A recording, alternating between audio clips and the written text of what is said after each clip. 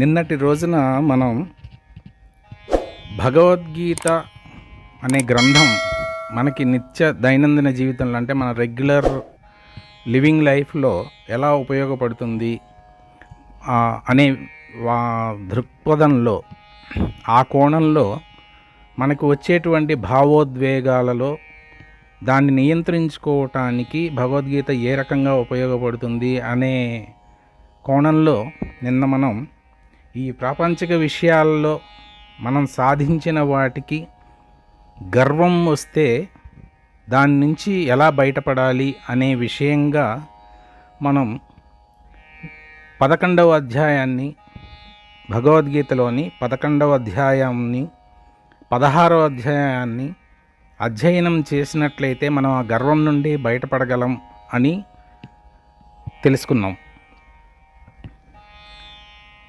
ఈరోజు అలాంటి భావోద్వేగాల్లోనే మనం చాలా త్వరగా దానికి గురైపోతాం. అదే కోపం అంటే క్రోధం. ఎవరన్నా ఏదన్నా మనకి నచ్చని పని చేసినా, నచ్చని మాట అన్నా మనకి వెంటనే కోపం వస్తుంది. అలాంటి కోపం వచ్చినప్పుడు మన మానసిక పరిస్థితి ఎలా ఉంటుంది, దాని నుంచి తప్పించుకోవాలి, దానివల్ల వచ్చే నష్టాలు ఏంటి అని ఆలోచించుకోవటానికి ఒక అద్భుతమైన శ్లోకాన్ని చెప్పాడు శ్రీకృష్ణ పరమాత్మ భగవద్గీతలో. ఈ కోపం అనేది ఒక మానసిక తరంగం. ఇది మొదట ఒక చిన్న గాలిలాగా స్టార్ట్ అయ్యి సుడిగాలిలాగా మారి, అది పెనుగాలి తుఫాన్లాగా మారి మనిషి యొక్క ఆలోచన విధానాన్ని అధోగతికి అంటే మనిషి అనే వివేచనాన్ని కూడా కోల్పోయేలాగా చేసేటువంటి గుణం ఉన్నటువంటి భావోద్వేగం క్రోధం అంటే కోపం. ఈ కోపం వలన మనిషి తన ఒళ్ళు మర్చిపోతాడు. దానికి శ్లోకం ఏంటంటే, క్రోధాద్భవతి సమ్మోహః, సమ్మోహాత్ స్మృతివిభ్రమః, స్మృతిభ్రంశాత్ బుద్ధినాశో, బుద్ధినాశాత్ ప్రణశ్యసి. క్రోధాద్భవతి సమ్మోహః, సమ్మోహాత్ స్మృతివిభ్రమః, స్మృతిభ్రంశాత్ బుద్ధినాశో, బుద్ధినాశాత్ ప్రణశ్యతి. ఈ శ్లోకంలో అసలు క్రోధం అనేది ఏంటి, అది వస్తే దాని పర్యవసానం ఎలా ఉంటుంది అనే దాని మీద నిర్వచనం. ఈ కోపం వలన మనిషి తన శరీరం మర్చిపోతాడు. అంటే తను ఏం మాట్లాడుతున్నాడు, అసలు పక్కన ఎవరున్నారు, ఎదురు ఎవరున్నారు, అసలు ఏమీ గుర్తుండదు, ఏమీ కనపడదు. అలాంటి పరిస్థితుల్లో మనిషికి జ్ఞాపక శక్తి పోతుంది. దానివలన బుద్ధిని కోల్పోతాడు.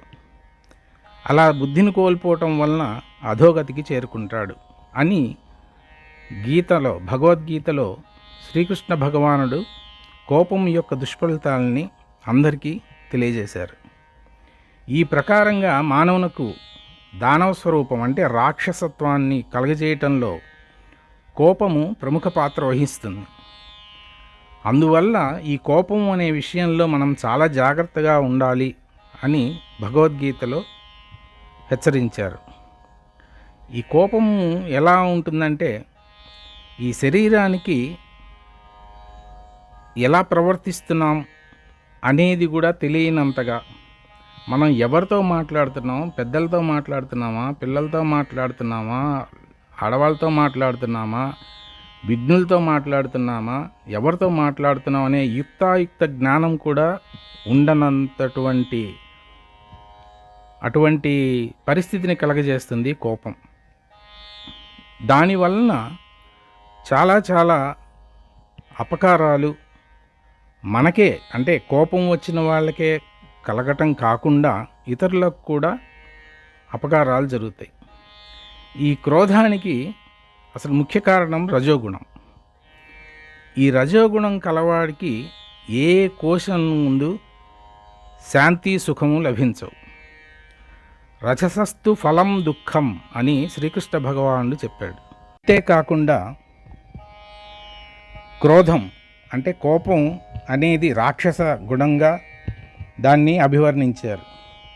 ఇదంతా బాగా ఆలోచించుకొని ఒకవేళ మనకు గనక కోపం వస్తే వెంటనే ఈ పైన భగవద్గీతలో చెప్పినటువంటి శ్లోకాన్ని కనుక మనం గుర్తుకు తెచ్చుకుంటే సాధ్యమైనంత వరకు మనం కోపాన్ని వదిలివేయచ్చు.